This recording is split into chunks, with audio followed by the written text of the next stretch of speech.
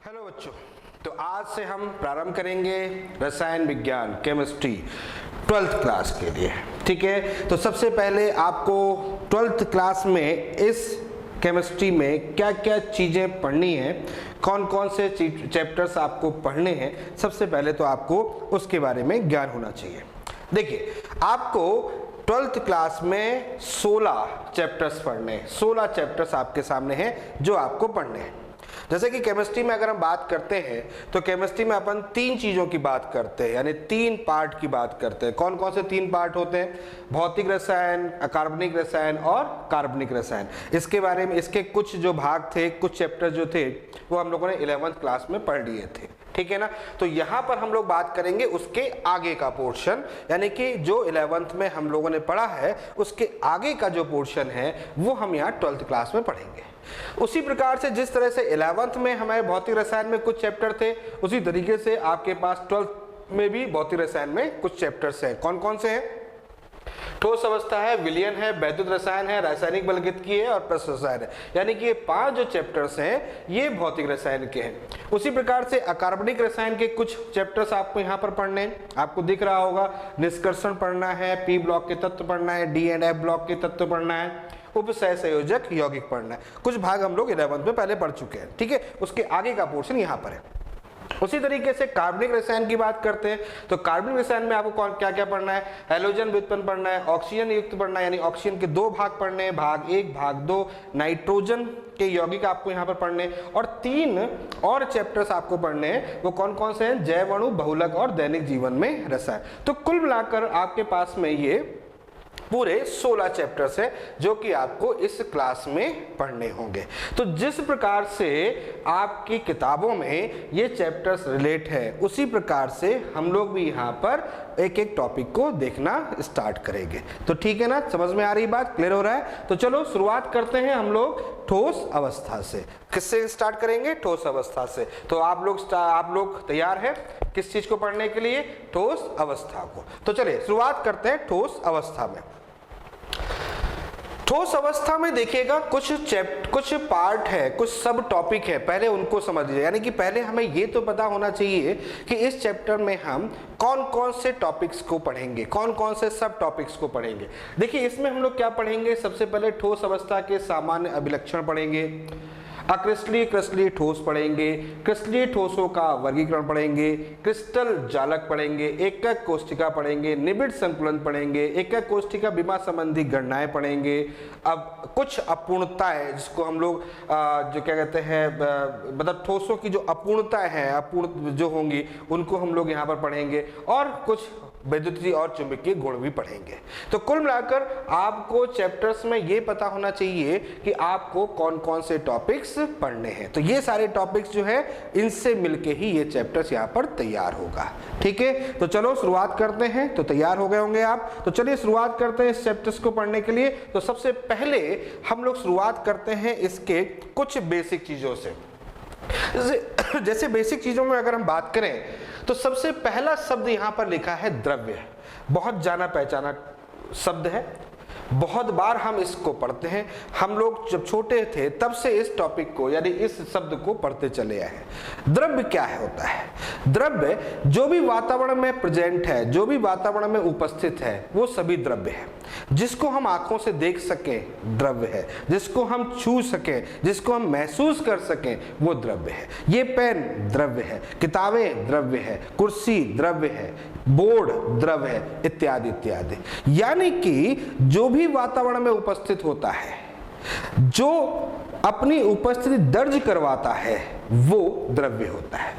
तो द्रव्य को अगर हम रूप में कहें कि द्रव्य वो होते हैं जिनमें द्रव्यमान होता है, जिनमें आयतन होता है, तो वह रूप जिसमें द्रव्यमान हो, आयतन हो, वो क्या कहलाते हैं? द्रव्य कहलाते हैं। आगे बात समझ में क्लियर हो रहा है पॉइंट? ये आगे बात करते हैं। अगर हम द्रव्य के वर्गीकरण करें तो वर्गीकरण हम 2 प्रकार से कर सकते हैं। एक होता है भौतिक वर्गीकरण और एक होता है रासायनिक वर्गीकरण, जिसको हमने 11th में पढ़ते हैं। 11th में हम लोगों ने इस पूरी चीज को वहां पर पढ़ रहे होते हैं।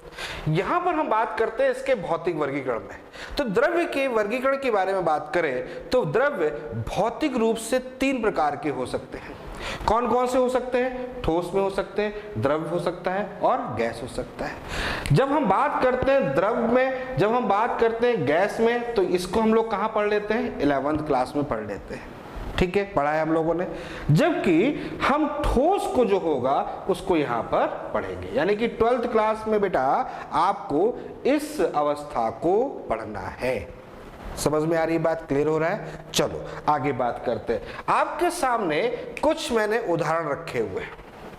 इन उदाहरण को अगर आप गौर से देखें तो यहां पर देखिएगा, ये एक आपके सामने लकड़ी रखी हुई है, ये पत्थर रखा हुआ है, एक कार दिखी हुई है, एक सिलाई मशीन या जॉयस्टिक, इसी सिलाई मशीन तो नहीं कह सकते, ये स्टिक है, जॉयस्टिक है, ये आपके पास में केतली रखी हुई है, ठीक। इनको अगर देखें तो ये सभी द्रव्य हैं। क्यों ये द्रव्य है? क्योंकि इनमें क्या हो रहा है बेटा? इनमें द्रव्यमान हो रहा है, इन सभी में द्रव्यमान है, और इनमें क्या है? आयतन है, यानी कि ये द्रव्यमान और आयतन को प्रदर्शित करते हैं। क्लियर है? अब इनकी अवस्थाओं के बारे में अगर बात करें तो ये बात समझने वाली बात है कि ठोस कैसा होता है? ठोस मजबूत होता है। तो जो मजबूत चीज होती है, जो अपनी अवस्था परिवर्तन नहीं करते, यानी अवस्थाएं जिनकी, यानी जिनका आकार नियत होता है, उनको हम लोग ठोस कहते हैं। तो अगर हम इनकी बात करें तो ये जितने भी यहाँ पर रूप रखे हुए हैं, ये ठोस अवस्था यानी ठोस रूप के उदाहरण हैं। यानी इसका मतलब ये सभी किसको प्रदर्शित कर रहे हैं? ठोस को प्रदर्शित कर रहे हैं। जबकि यहां पर अगर हम बात करें तो देखो आपको यहां क्या क्या दिख रहा है। यहां पर देखो आपको रिवर दिख रही है, ठीक है, नदी दिख रही है। यहां आपको देखो एक बर्तन दिख रहा है जिसके अंदर आपको पानी दिख रहा है। यहां देखो एक कप दिख रहा है जिसके अंदर आपको कॉफी दिख रही है। उसी तरीके से ये ग्लास रखा हुआ है, यानी कि ये सारी चीजें आपको यहां पर दिख रही हैं।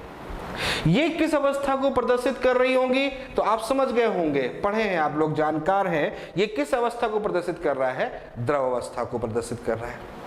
जबकि तीसरे रूप में अगर यहां देखें तो इसमें आपको क्या क्या दिख रहा है? जरा गौर से देखिए क्या क्या दिख रहा है आपको। यहां पर आपको एक गैस पंप दिख रहा है, गैस पंप जिसके अंदर गैस भरी होगी। उसी तरीके से सिलेंडर है, यानी कि इसके अंदर भी क्या भरी होगी? गैस भरी होगी। इसी तरह से यहाँ पर देखो कुछ ड्रम्स दिख रहे हैं, गैस के ही ड्रम्स दिख रहे हैं। क्लियर? यानी इसका मतलब क्या हुआ? इनमें क्या भरी हुई है? गैस भरी हुई है। तो इसका मतलब ये किसकी अवस्था को प्रदर्शित कर रहा है? गैस अवस्था को प्रदर्शित कर रहा है। आगे बात समझ में? क्लियर हुआ? यानी कि इसका मतलब हमने क्या पढ़ लिया? द्रव की 3 भौतिक अवस्थाएं। कौन कौन सी? ठोस, द्रव और गैस। 2 और होती हैं जो हम लोग 9th में पढ़ते हैं, तो उसकी यहाँ पर जरूरत नहीं है, तो उसके बारे में अपन लोग इसको बात नहीं करें। तो इतनी बात आपको समझ में आ गई। तो शुरुआत हम कर रहे हैं और बहुत छोटे छोटे पॉइंट्स देखेंगे, यानी कि जिन बातों को लोग नहीं समझाते हैं, नहीं बताते हैं, उन सभी बातों को भी हम एक एक करके आपके सामने रखेंगे। तो समझ में आ रहा है? तो क्लियर हो गया। तो क्या पढ़ा आपने? द्रव पढ़ा। द्रव की 3 भौतिक वर्गीकरण पढ़े। कौन कौन से पढ़े? ठोस, द्रव और गैस। तो इसके बारे में हम लोग 11th में पढ़ चुके हैं, इसके बारे में हम लोग यहाँ पर पढ़ेंगे। तो चलो शुरुआत करते हैं इस चैप्टर्स में। तो इस चैप्टर्स में क्या होगा उसको समझने की कोशिश करते हैं। तो सबसे पहले हम द्रव्य का वर्गीकरण करते हैं, जिसके बारे में अभी हमने थोड़ी देर पहले डिस्कस किया था। तो द्रव्य के वर्गीकरण में देखो क्या क्या चीजें हम देखेंगे वहां पर, वो देखिए। हम उनके गुणधर्म देखेंगे, किसके? तीनों अवस्थाओं के, ठोस, द्रव और गैस में। तो चलो गुणधर्म में सबसे पहली बात करते हैं। किसी भौतिक अवस्था, किसी द्रव्य की भौतिक अवस्था किस बात पर निर्भर करती है? तो आप ये कहेंगे कि किसी द्रव्य की भौतिक अवस्था उनमें उपस्थित कणों के मध्य लगने वाले आकर्षण बल पर निर्भर करती है, जिसको हम लोग क्या बोलते हैं? जिसको बोलते हैं अंतरा आणविक बल। यानी कणों के मध्य में, जो कणों के मध्य में लगने वाला जो बल होता है उसको हम लोग अंतरा आणविक बल कहते हैं। अब अंतरा आणविक बल अगर बहुत ज्यादा होगा, अगर अंतरा आणविक बल बहुत ज्यादा होगा तो वो किस अवस्था को प्रदर्शित करेगा? ठोस अवस्था को प्रदर्शित करेगा। अंतरा आणविक बल अगर बहुत ही दुर्बलतम है, निम्नतम होगा, तो किसको प्रदर्शित करेगा? गैस अवस्था को प्रदर्शित करेगा। और अगर अंतरा आणविक बल ना तो बहुत अधिकतम है और ना ही बहुत निम्नतम है, तो उनके जो मध्यावर्ती होगा वो किसको प्रदर्शित करेगा? द्रव को, अवस्था को प्रदर्शित करेगा। समझ में आ रही बात? यानी कि इसका मतलब द्रव्य की जो 3 अवस्थाएं हैं वो कणों के अंतरा आणविक बल पर निर्भर करती है। अंतराणविक बल क्या होता है? मैंने भी आपको बताया, कणों के मध्य में लगने वाला आकर्षण बल, उसको हम लोग क्या बोलते हैं? अंतरा आणविक बल। आ रही बात समझ में? क्लियर हो गया? चलो, अब अंतरा आणविक बल जब हमने समझ लिया तो इसी के अनुसार हम यहां पर इसकी आकृति को भी प्रदर्शित कर सकते हैं। अगर अंतरा आणविक बल ज्यादा होगा तो उस स्थिति में उसकी जो आकृति होगी, उस द्रव्य की जो आकृति होगी वो कैसी होगी? निश्चित होगी। यानी कि इसका मतलब जो ठोस होते हैं उनकी आकृति कैसी होती है? निश्चित होती है। जबकि जो गैस होते हैं उनकी जो आकृति होती है वो अनिश्चित होती है। क्यों होती है? क्योंकि उनके अणुओं के मध्य में लगने वाला जो आकर्षण बल है वो कैसा होता है? दुर्बलतम होता है। इसलिए उनकी जो आकृति होती है वो अनिश्चित होती है। यहां पर अगर हम द्रव की बात करें, लिक्विड की बात करें, तो इनकी जो भी आकृति होती है वो भी अनिश्चित होती है, या लगभग निश्चित बोल सकते हो आप। इसमें ये बोला जा सकता है। ठीक? क्यों? क्योंकि इनमें जो लगने वाला आकर्षण बल है वो ना तो अधिकतम है और ना ही निम्नतम है। तो आप यहां पर समझ गए होंगे, अगर अधिकतम होगा तो उसकी आकृति निश्चित होगी, अगर निम्नतम होगा तो आकृति अनिश्चित होगी, और इनके अगर मध्यावर्ती की बात करें तो वहां पर वो लगभग निश्चित या अनिश्चित सामान्यतः हम उसको बोल सकते हैं। तो इसका मतलब जितने भी ठोस हैं वो आकृति कैसी करेंगे?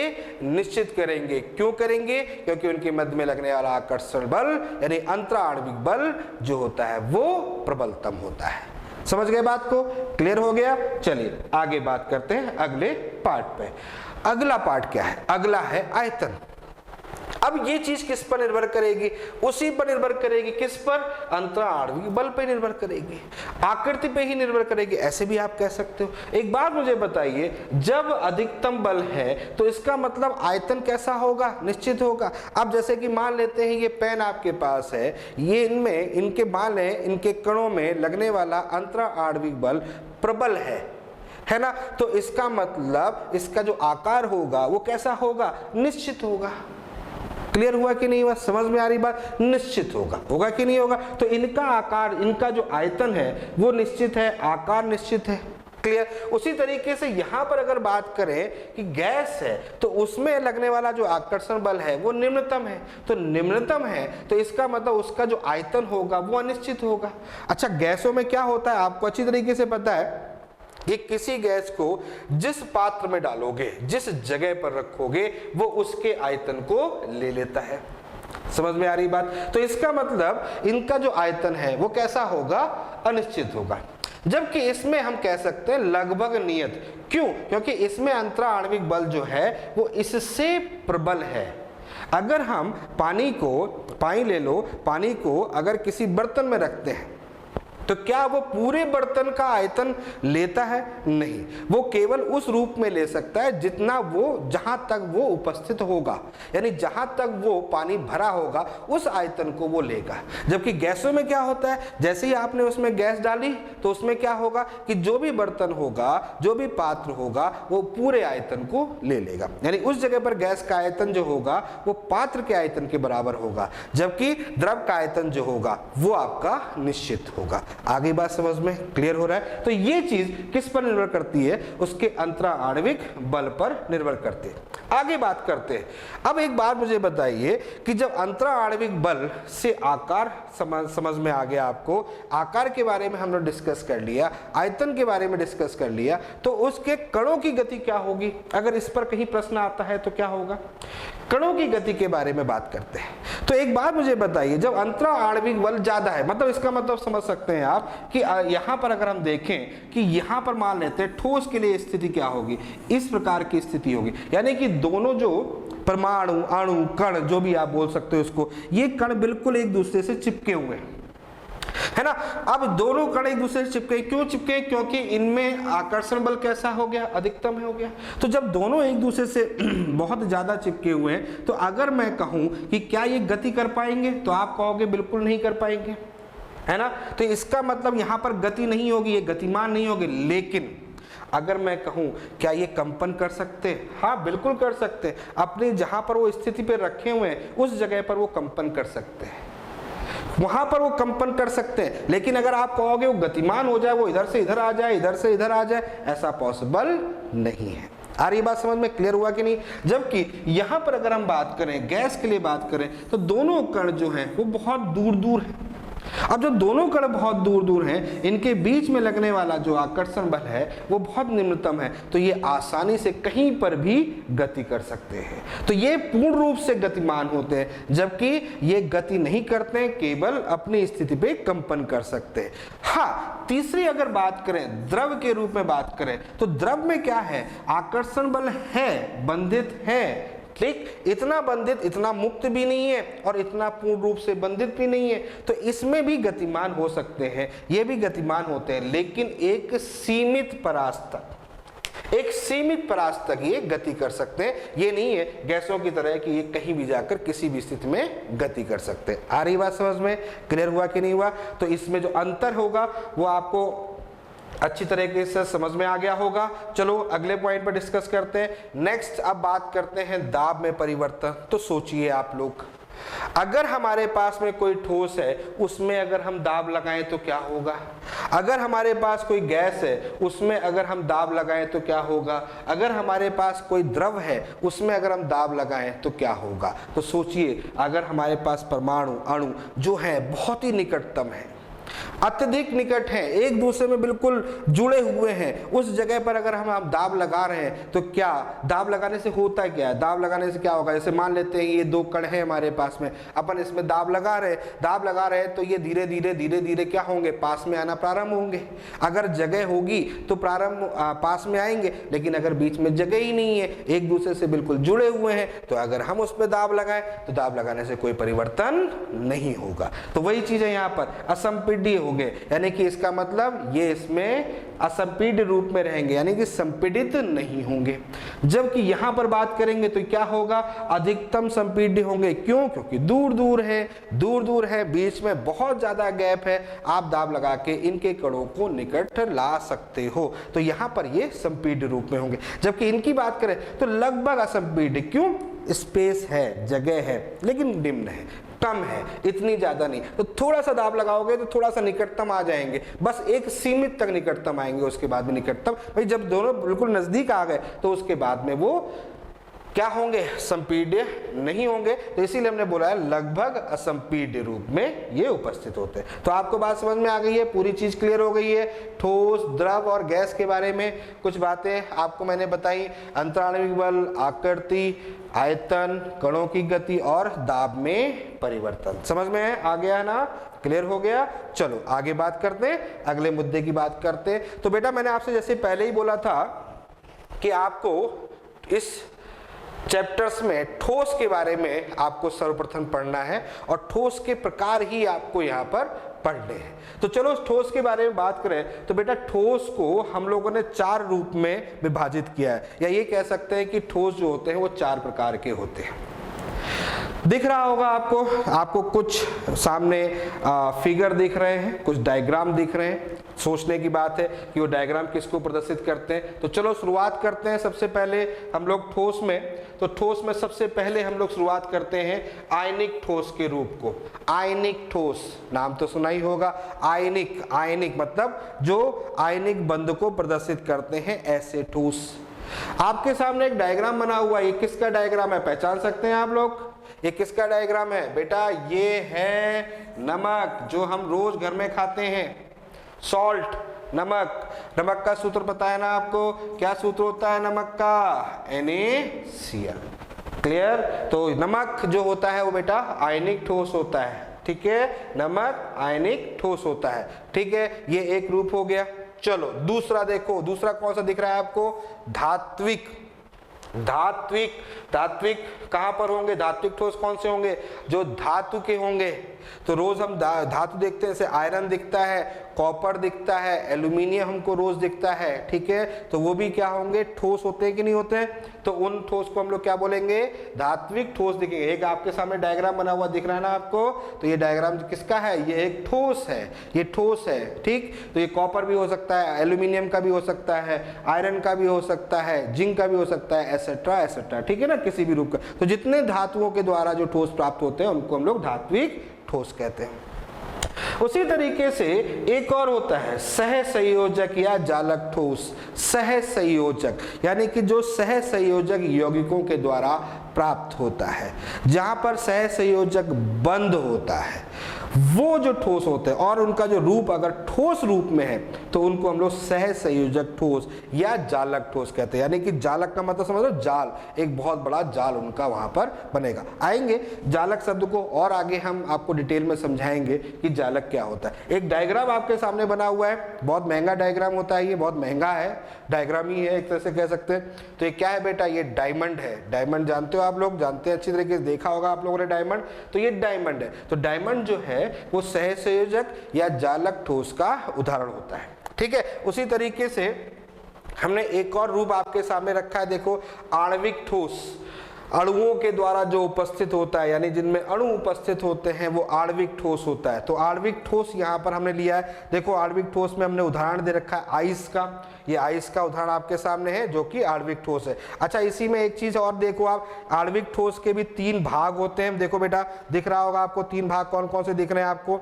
आणविक ठोस के 3 भाग कौन से दिख रहे हैं, ध्रुवीय, अध्रुवीय और हाइड्रोजन बंध। यानी कि जो आणविक ठोस है वो 3 रूप में होता है। यानी कि आणविक ठोस को हमें 3 भाग में पढ़ना है। कौन कौन सा पढ़ना है, ध्रुवीय, अध्रुवीय और हाइड्रोजन बंध के रूप में। समझ में आ रही बात, तो क्लियर हो गया आपको। तो कितने प्रकार के ठोस आपको पढ़ने हैं बेटा, 4 प्रकार के। कौन कौन से, आयनिक, धात्विक, सहसंयोजक और आणविक। ये 4 प्रकार के ठोस आपको पढ़ने। तो चलो शुरुआत करते हैं, एक एक करके देखना स्टार्ट करते हैं। तो सबसे पहले हम ठोस की बात करते हैं। तो सबसे पहले हम ठोस में शुरुआत करेंगे। आपके सामने आ रहा है ठोसों का, यानी जो कण है, मतलब जो ठोस हम बात कर रहे थे, उनके अवयवीकरणों के आधार पर। तो अवयवीकरणों के सापेक्ष बलों के आधार पर हम लोग यहाँ पर वर्गीकरण करेंगे। तो चलो सबसे पहली बात हम ठोस के प्रकार देखते हैं। देखिएगा ठोस के प्रकार कौन से हैं, जो 4 हैं उनको हम यहाँ पर देखेंगे। जैसा कि मैंने आपको बताया था कि कोई भी ठोस होगा या कोई भी द्रव्य होगा वो अपने कणों से मिलके बना होता है। तो उसी प्रकार से यहाँ पर जो ठोस हैं उनके अवयवी कण, यानी कि ठोस का रूप किस रूप का है और किस अवयवी कण से मिलके बना होता है, वो हम यहाँ पर देखेंगे। और क्या क्या चीज देखेंगे, उनके मध्य में जो बल लग रहा है उसको हम देखेंगे कि उनके मध्य में कौन सा बल लगता है, क्या नाम होता है उस बल का। फिर उनकी अवस्था कैसी हो सकती है, इसको हम पढ़ेंगे कि उनकी अवस्था किस रूप में वो उपस्थित होते हैं, प्राप्त होते हैं। उसी प्रकार से उनका गलनांक बहुत इंपॉर्टेंट चीज है, बहुत महत्वपूर्ण बात बोलेंगे। गलनांक कैसा होता है उन ठोसों का, वो भी पढ़ेंगे।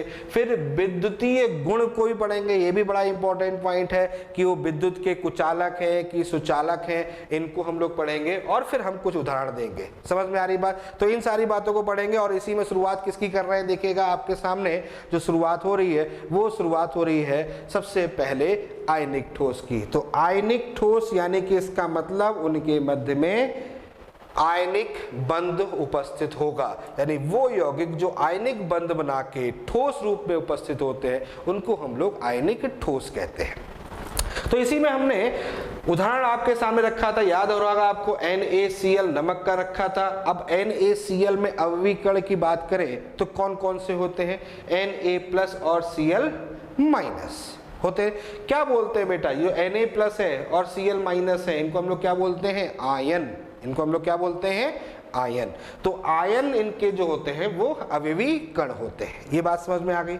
अच्छा, अब दूसरी बात एक चीज समझ लीजिए, इस पर कौन सा आवेश है बेटा? धन आवेश। इस पर कौन सा आवेश है? ऋण आवेश। तो जैसा कि आपको पता है कि एक धन आवेश और ऋण आवेश के मध्य में कौन सा बल लगता है? आकर्षण बल लगता है। उस आकर्षण बल को हम लोग क्या बोलते हैं? कूलाम्बिक बल। पढ़ा है ना आप लोगों ने। और उसका क्या फॉर्मूला होता है? आपने देखा होगा, F is directly proportional to Q1 Q2। याद आ रहा है कि नहीं आ रहा है? ये होता है कि नहीं होता है? तो Q1 क्या होता है? एक आवेश। Q2 क्या हो गया? दूसरा आवेश। दोनों आवेश के बीच में लगने वाला जो आकर्षण बल होता है उसको हम लोग कूलाम्बिक बल कहते हैं। अब एक चीज स्पष्ट है यहाँ पर कि आवेश है, पूर्ण आवेश है, तो यहां पर इनके मध्य में जो आकर्षण बल होगा वो बहुत प्रबल होगा। कोई आवेशित वस्तु रखी गई है, आवेशित है, दो विपरीत आवेश हैं, तो नेचुरल सी बात है उनको जब निकटतम लेके आओगे तो उनके मध्य में लगने वाला जो आकर्षण बल होगा वो प्रबल होगा। तो यानी कि इसका मतलब ये है कि इनके मध्य में लगने वाला जो बल होगा वो प्रबलतम होगा, जिसके कारण से उसकी जो भौतिक अवस्था होगी वो कैसी होगी? प्रबल होगी, कठोर, प्रबल कठोर होगी, यानी कठोरता होगा उसमें, बहुत कठोर होगा, आसानी से नहीं तोड़ सकते आप। क्यों नहीं तोड़ सकते? क्योंकि उनके मध्य में लगने वाला आकर्षण बल प्रबल है। बात समझ में आ रही? और अगर ऐसा है तो उनका गलनांक कैसा होगा? बहुत उच्च होगा, यानी कि उसको गलित करने के लिए हमें अत्यधिक ताप की आवश्यकता होगी, अधिकतम ताप की आवश्यकता होगी, तभी वो गलत रूप में जा सकता है, अन्यथा वो गलत रूप में नहीं जाएगा। तो इनका जो गलनांक होगा वो कैसा होगा? उच्च होगा। अच्छा, गलनांक उच्च होने के बाद विद्युतीय गुण की बात करें तो आप सोचो विद्युतीय गुण क्या होंगे। देखिए, अगर हम बात करें तो विद्युत को प्रवाहित किसके रूप में कर सकते हैं? या तो मुक्त इलेक्ट्रॉन के रूप में कर सकते हैं या फिर मुक्त आयन के रूप में कर सकते हैं। जब आयनों के मध्य, यहाँ पर इलेक्ट्रॉन तो है ही नहीं, इलेक्ट्रॉन मुक्त तो है ही नहीं, क्योंकि ये इलेक्ट्रॉन दे रहा है और ये इलेक्ट्रॉन ले रहा है, तो यहाँ पर इलेक्ट्रॉन तो मुक्त नहीं है। आयन भी मुक्त नहीं है क्योंकि आकर्षण बल जो है वो बहुत ही ज्यादा है और चारों तरफ से एक धनायन को बहुत से ऋणायन घेर लेंगे और एक ऋणायन को बहुत से धनायन घेर लेंगे। तो ऐसी स्थिति में क्या आयन चल पाएगा? क्या गतिमान होगा? नहीं होगा। और आयन अगर गतिमान नहीं होगा तो इस कंडीशन में वो कुचालक को प्रदर्शित करेंगे, यानी कि इनका जो विद्युतीय गुण होता है वो कुचालक होता है। आ रही बात समझ में? क्लियर हो गया? और उदाहरण आपके सामने जैसे मैंने आपको बताया था NaCl, ZnS और CSA। तो ये बात समझ में आ गई आपको? तो मुझे लगता है कि आपको बात अच्छी तरह समझ में आ गई होगी कि आयनिक ठोस में क्या क्या चीजें होती हैं। आयनिक ठोस कैसे होते हैं? उनके अवयवी कण आयन होते हैं। अंतःक्रिया बल जो होता है वो कूलाम्बिक बल के द्वारा बंधे होते हैं। अवस्था जो होती है ऊपर बल कठोर होती है। गलनांक कैसा होता है? बहुत ही उच्च होता है। और विद्युतीय गुण कैसे होते हैं? कुचालक होते हैं। ठीक है बेटा, समझ में आ रही बात? क्लियर हो गया? चलो आगे बात करते हैं। अगला देखो, अगला कौन सा आपके सामने आ रहा है? तो अगला कौन सा पढ़ा था अपन ने? सहसंयोजक। सहसंयोजक की बात करते हैं तो सहसंयोजक बंध याद आ रहा होगा आपको, एकल बंध, द्वि बंध, त्रिबंध, सब सहसंयोजक बंध को शो करते हैं। अब सहसंयोजक बंध में क्या होता है ये भी आपको पता होगा कि इलेक्ट्रॉनों की क्या होती है? साझेदारी होती है, यानी A परमाणु यहाँ रखा है, B परमाणु यहाँ रखा है, दोनों में एक एक इलेक्ट्रॉनों की साझेदारी होगी तो कौन सा बंध बन जाएगा? एकल बंध बन जाएगा। दो दो इलेक्ट्रॉनों की साझेदारी होगी तो कैसा बनेगा? द्विबंध बनेगा। तीन तीन इलेक्ट्रॉनों की साझेदारी होगी तो कैसा बनेगा? त्रिबंध बनेगा। ये हम लोग सब पढ़ चुके हैं। यहां पर देखिए सहसंयोजक ठोस के अवयवी कण की बात की जाए तो अवयवी कण कौन से होंगे? तो नेचुरल सी बात है, अवयवी कण कौन से होंगे? परमाणु होंगे। परमाणु ही आपस में इलेक्ट्रॉनों की साझेदारी करके बंध का निर्माण करता है, तो अवयवी कण कौन से होंगे? परमाणु होंगे। बात समझ में आ रही? अच्छा, तो अवयवी कण इसके परमाणु होंगे तो बल कौन सा होगा? ये तो मैंने आपको बता दिया। बल इसमें कौन सा लगेगा? सहसंयोजक बंध या सहसंयोजक बल भी बोल सकते हो आप इसको, ठीक, जिसके द्वारा ये बंधित होंगे। अब एक तत्व इतने बंधों से, मान लेते हैं बहुत से बंधों से मिलकर बना हुआ है, तो बहुत से बंधों से मिलकर बना हुआ है, या ये कह सकते हैं कि वो एक तत्व एकल बंध भी दिखा रहा है, ठीक है, एक तरफ बाकी द्विबंध भी मान लेते हैं उपस्थित है, त्रिबंध भी है, तो कहीं ना कहीं पर वो अन्य परमाणुओं के द्वारा मजबूती के साथ बंधा होगा। इसीलिए उस जगह पर उसकी भौतिक अवस्था भी कैसी होती है? कठोर होती है। जिस प्रकार से आयनिक जो ठोस होते हैं प्रबल कठोर होते हैं, उसी तरीके से सहसंयोजक ठोस भी जो होते हैं वो भी कठोर होते हैं। अगर इन दोनों में बात करें कि किसकी कठोरता ज्यादा होगी, तो फिर इस जगह पर हम कह सकते हैं कि जो आयनिक ठोस होते हैं वो प्रबल कठोर होंगे। लेकिन क्योंकि यहां पर ये प्रबल बंध बनाते हैं, बता सकते हैं, बहुत से परमाणुओं के साथ बना सकते हैं, एक जालक रूप प्रदर्शित कर सकते हैं, तो वहां पर भी ये कठोर जो होंगे, यानी कि इनका मतलब इनकी भी प्रबलता अच्छी होगी। अब प्रबलता अगर अच्छी है यानी कि कठोरता है, तो उस स्थिति में इनका जो गलनांक होगा वो भी उच्च होगा। यानी यहाँ पर आप किसी भी बंध को इतनी आसानी से नहीं तोड़ सकते, और तोड़ने के लिए हमें उच्च ताप की आवश्यकता होगी। यहाँ पर क्या है, ये दुर्बल सुचालक है। ये पूर्ण रूप से हम लोग इसको कुचालक भी नहीं बोल सकते, और पूर्ण रूप से अपन इसको सुचालक भी नहीं बोल सकते।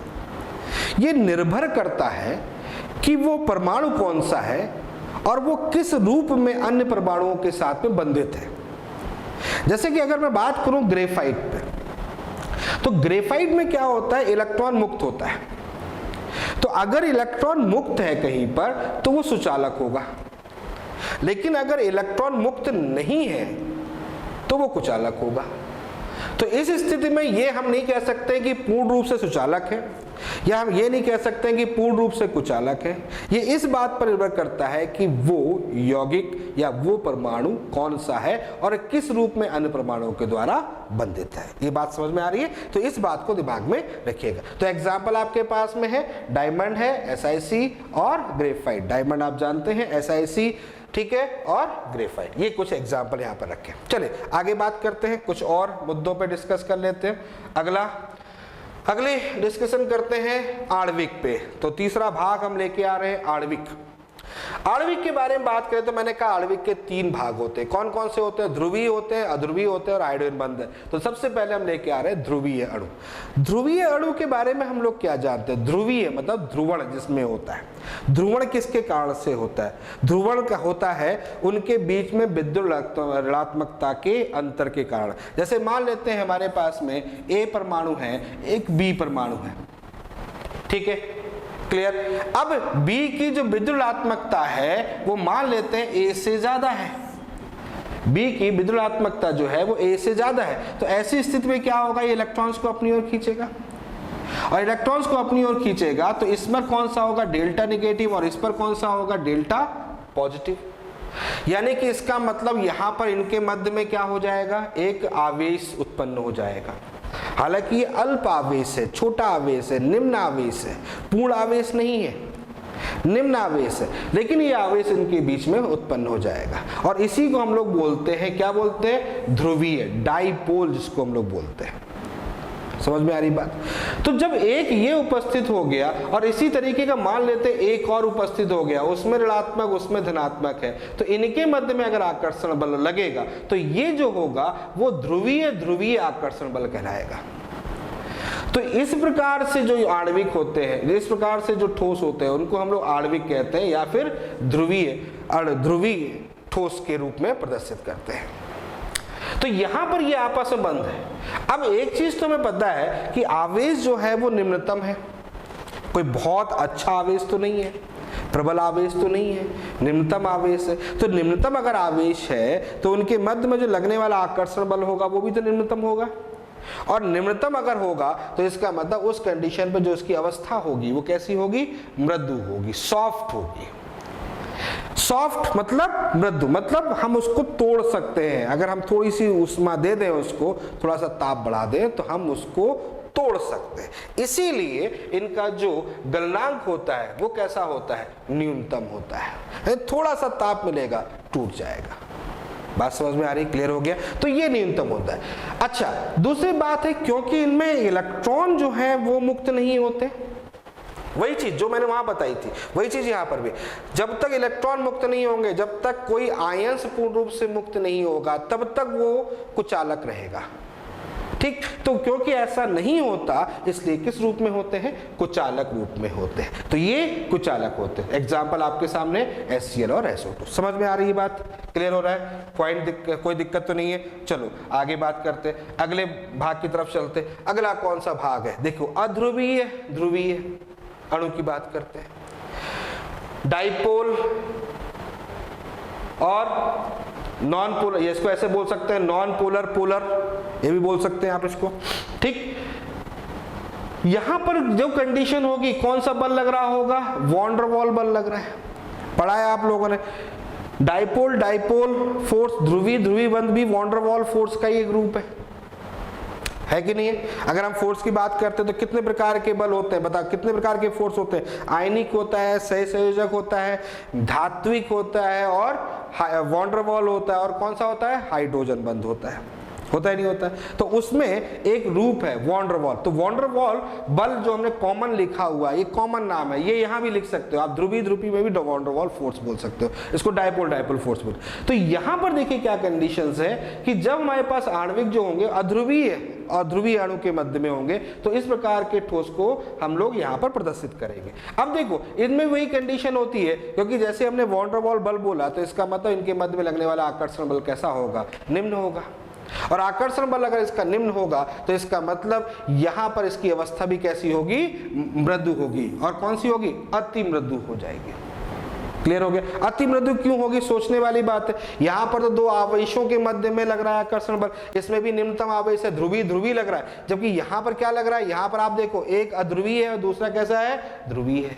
तो एक अध्रुवीय और दूसरे ध्रुवीय के मध्य में जो आकर्षण बल लग रहा है, वो दो ध्रुवीय के मध्य में लगने वाले आकर्षण बल से निम्नतम होगा। तो इसीलिए यहां पर कैसा होगा, अति मृदु होगा। मृदु हो गया तो गलनांक कैसा होगा, अति न्यून हो जाएगा, और ये भी क्या हो जाएंगे, कुछ चालक हो जाएंगे। तो समझ में आ रही है बात। तो यहां पर आप उसके उदाहरण भी देख सकते हैं, कौन कौन से उदाहरण दिखा आपको, S8 P4 I2 CS4, ये कुछ उदाहरण आपके सामने रखे हुए हैं। ठीक है, क्लियर हो गया। मुझे लगता है कि आपको समझ में आ रहा होगा। चलो आगे बात करते हैं अगले मुद्दे पे। अगला हाइड्रोजन बंध। इन सब में अगर हम बात करें इसमें तो प्रबल बंध कौन सा होता है, वॉन डर वाल से प्रबल बंध कौन सा होता है बेटा, हाइड्रोजन बंध, पढ़ा है हम लोगों ने। ठीक है, तो यहां पर अगली जो बात कर रहे हैं वो बात कर रहे हैं हाइड्रोजन बंध। हाइड्रोजन बंध के लिए हम लोग क्या पढ़ते हैं कि हाइड्रोजन बंध कहां होता है, फ्लोरीन, ऑक्सीजन और नाइट्रोजन। जब हाइड्रोजन के द्वारा आकर्षित होता है तो इनके मध्य में जो लगने वाला आकर्षण बल है, उसके इनके मध्य में लगने वाला, इनके मध्य में बनने वाला जो बंध है उसको हम लोग क्या बोलते हैं, हाइड्रोजन बंध बोलते हैं। कैसे होता है, जैसे हाइड्रोजन पे क्या हो गया, प्लस हो गया, ये किसी विद्युतात्मक तत्व से जुड़ा हुआ है ना। उसी तरीके से फ्लोरीन, ऑक्सीजन, नाइट्रोजन जो होगा वो किसी दुर्बल विद्युतात्मक तत्व से जुड़ा होगा।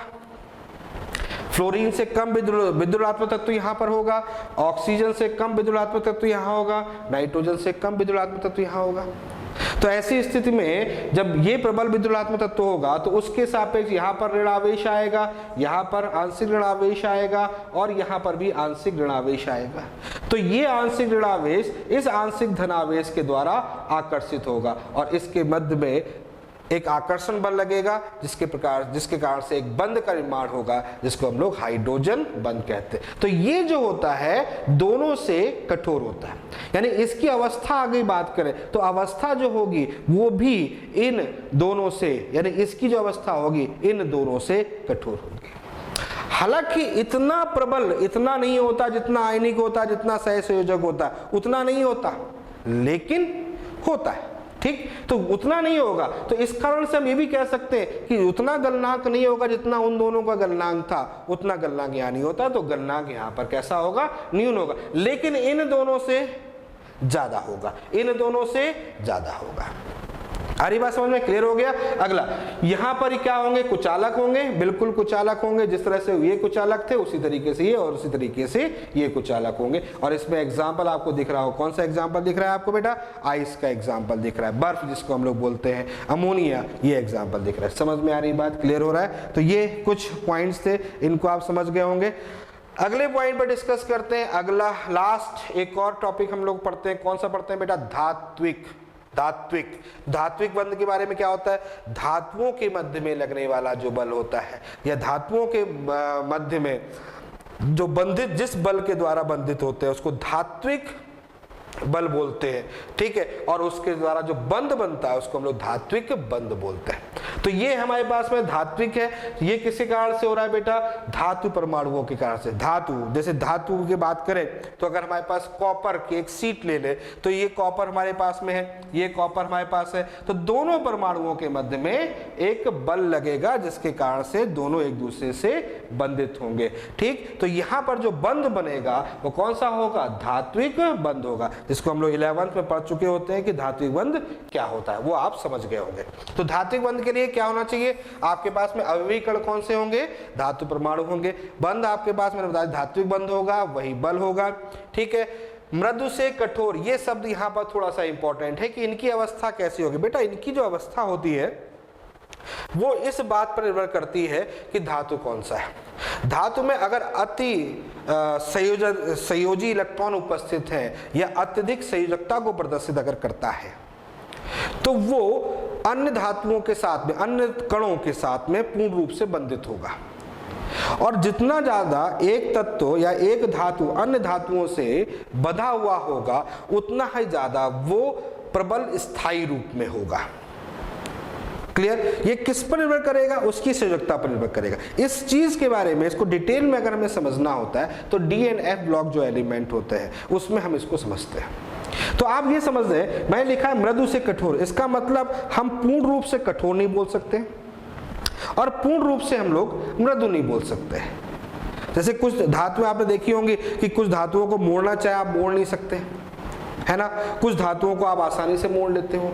तो एक तरफ यानी कि अगर बात करें उनका आकार हम परिवर्तित कर सकते हैं और कुछ धातु ऐसे जिनका आकार हम परिवर्तित नहीं कर सकते। तो निर्भर करता है कि वो धातु कौन सी है और वो निर्भर करता है उसकी संयोजकता के ऊपर। तो वो सारी चीजें हम आगे पढ़ेंगे। तो अब यहाँ पर हमने लिखा है मृदु से कठोर, इसका मतलब मृदु भी हो सकते हैं और कठोर भी हो सकते हैं। ठीक है, अब जब भौतिक अवस्था मृदु कठोर होगी तो गलनांक भी उसी के अनुसार होगा। अगर मृदु हुआ तो उसका गलनांक निम्न होगा और अगर कठोर हो गया तो उसका गलनांक उच्च होगा। बात समझ में आ रही है? क्लियर हो रहा है? तो इस पर निर्भर करता है। अच्छा, यहां पर क्या होता है? विद्युतीय गुण क्या होता है? ये सुचालक होते हैं। ये बड़ा इंपॉर्टेंट पॉइंट है। क्यों सुचालक होते हैं? क्योंकि इनमें इलेक्ट्रॉन्स होता है। आपने जब धात्विक बंध पढ़ा होगा ना तो आपने देखा होगा कि वहां पर एक इलेक्ट्रॉन के कारण से सारी सिचुएशन आती है। पढ़ा नहीं पढ़ा? तो वही चीज यहां पर भी है। तो इलेक्ट्रॉन जो वहां पर होता है उसके कारण से ये सुचालक होते हैं। तो ये एग्जाम्पल। तो कुल मिलाकर हमने आपको क्या चीजें समझाई? हमने आपको ठोसों के रूप, जो भौतिक अवस्था के रूप में जो ठोस हम पढ़ रहे थे उनके कुछ रूप समझाए, उनके वो कितने प्रकार के होते हैं, उन चीजों को हमने यहाँ पर डिस्कस किया। तो एक बार फिर से समझ लेते हैं कौन कौन से पढ़ लिया अपन ने? आयनिक पढ़ लिया, दूसरा कौन सा पढ़ लिया? सहसंयोजक पढ़ लिया, तीसरा कौन सा पढ़ लिया हमने? तीसरा कौन सा पढ़ लिया? आणविक पढ़ लिया, और चौथा कौन सा पढ़ा हमने? धात्विक पढ़ लिया। तो और इनके गुण हमने समझ लिए। समझ में आ रही बात? क्लियर हो रहा है? तो पॉइंट समझ में आ गया? तो एक बार इसको आप फिर से देख लें। एक बार मैं फिर से आपको इसको सारी चीजों को फिर से दिखा देता हूं। देखिएगा आपने क्या क्या चीजें पढ़ ली। ये चीज आपने पढ़ ली है, ठीक है। मैं थोड़ा सा एक बार फिर से रिवाइज कर दे रहा हूँ। और क्या क्या चीजें आपने पढ़ी है वो देखिए, सहसंयोजक पढ़ लिया और आयनिक पढ़ लिया। ठीक है, क्लियर हो गया? समझ में आ गया होगा?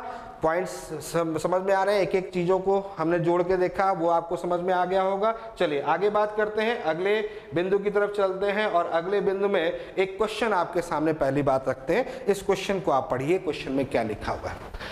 क्वेश्चन में है, निम्न में से आणविक ठोस, सहसंयोजक ठोस तथा आयनिक ठोस की पहचान कीजिए। तो इतनी सारी चीजें आपको समझ में आ गई। आपको ये पता चल गया कि आयनिक ठोस कौन सा होता है, सहसंयोजक ठोस कौन सा होता है, आणविक ठोस कौन सा होता है और हाइड्रोजन बंध वाला कौन सा होता है। तो यहाँ पर शायद हाइड्रोजन बंध का मैंने एग्जांपल नहीं लिखा है। हाँ ठीक है, आपको आणविक ठोस बताना है, सहसंयोजक ठोस बताना है और आयनिक ठोस बताना है। तो एग्जांपल है, तो ट्राई करेंगे। आप इसको ट्राई करिए। मैं आपको 30 सेकेंड देता हूँ। 30 सेकेंड के बाद मैं आपको बताऊंगा इसका सही आंसर क्या है। आप सोचिए कि कौन आणविक ठोस है, कौन सहसंयोजक ठोस है और कौन आयनिक ठोस है। तो चलिए, कर लिया होगा आपने, इस क्वेश्चन को अटेम्प्ट कर लिया होगा और अपने हिसाब से आपने इसके आंसर लिखे होंगे। तो देखिएगा मैं आपके सामने आंसर्स ला रहा हूं और ये आंसर देखिए। आणविक ठोस कौन कौन से थे? P4 था, S8 था, He था और Al2Cl6 था। सहसंयोजक ठोस कौन से थे? SiC था, Aln और SiO2। और आयनिक ठोस कौन सा है? आयनिक ठोस था Al2O3 और CaF2। तो मेरे हिसाब से आपके क्वेश्चंस का, इस क्वेश्चन का जो आंसर होगा वो आपके आंसर से मैच कर गया होगा। तो आपने ट्राई कर लिया। समझ गए, आणविक ठोस देख लिए, सहसंयोजक और आयनिक ठोस। ठीक है, अब हम इसका नेक्स्ट आगे का भाग आपको नेक्स्ट क्लास में बताएंगे।